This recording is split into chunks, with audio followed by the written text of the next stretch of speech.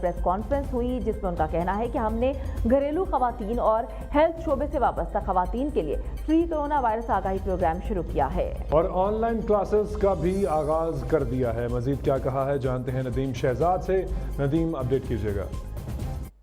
جی، عالمی وبا corona virus کے باعث اس وقت دیکھا جائے تو ملک کے اندر لاک ڈاؤن ہے اور نرسنگ اسٹاف بھی اس سے متاثر نظر آتا ہے. ہاسپٹلس کا عملہ بھی اس وقت پاکستان کے مختلف ہاسپٹلس ہے. کراچی کے نرسنگ اسٹاف، مڈوائف اور ٹیچرز جو ہیں نرسنگ کی، وہ ان کے اندر پاکستان کی قوم کے لیے ایک درد احساس پیدا ہوا. کراچی پریس کلب آئی ہیں، ان کی جانب سے پیغام ہے کہ ہم جتنی بھی نرسنگ، مڈوائف اور جتنے ان کے اسٹوڈنٹس ہیں جو گھروں میں، انہیں آن لائن ٹیچنگ جو یہ دیں گے اور آگاہی کرائیں گے. آگاہی پروگرام جاری رکھے گا. ان سے جانتے ہیں ڈاکٹر صاحب، آپ بتائیں کہ آپ کے اندر یہ درد احساس ہوا کہ آپ نے آن لائن ٹریننگ کا بھی انتظام کیا ہے اور اس کے علاوہ آپ کیا پیغام دیں گی قوم کو؟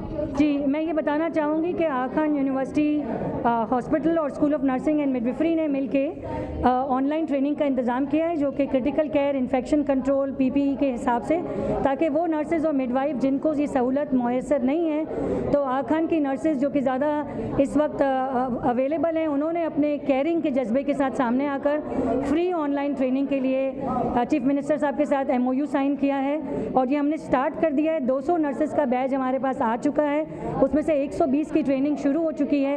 تو وہ لوگ جو رجسٹرڈ نہیں ہیں وہ آئیں اور رجسٹر کریں اپنے آپ کو اور اس سے فائدہ اٹھائیں تاکہ وہ اپنے آپ کو بچا سکیں. عوام سے میری گزارش یہ ہے کہ ٹریننگ تو ایک چیز ہے، مگر آپ لوگ برائے مہربانی گھر میں رہیں، فزیکل ڈسٹینس رکھیں، سوشلی کنیکٹڈ رہیں، فزیکلی ڈسٹینس رکھیں.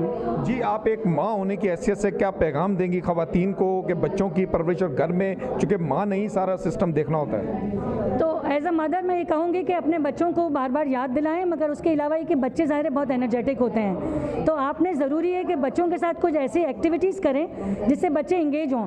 ایکٹیویٹی یہ نہیں کریں کہ چلو باہر جاؤ، باہر سے یہ لے آؤ، یہ دے دو. بچے کے ساتھ مل کے کچھ کھانا بنائیں، بچے کے ساتھ مل کے کچھ گیمز کھیلیں. بزرگ گھر کے اندر ہیں تو وہ پرانی سٹوریز سنائیں، فوٹوز نکال کے ان کو ہسٹری بتائیں. تو یہ بہت ضروری ہے کہ آپ بچوں کو ان کی مرضی اور خواہش کے مطابق انگیج کریں اور ہر گروپ کا فرض ہے کہ وہ انگیج کرے. جی، جیسا کہ نرسنگ اسٹاف سے ڈاکٹر صاحبہ کے ایک اچھے مشورے تھے کہ والدہ کے لیے چونکہ ماں گھر کے اندر سربراہ کی حیثیت رکھتے ہوئے گھر میں بچوں کو مختلف قسم کی ایکٹیویٹیز میں مگن رکھیں، انہیں مصروف رکھیں تاکہ بچے بھی گھروں سے باہر نہ جائیں، بڑے بھی گھروں سے. دینے کے لیے آپ کا شکریہ.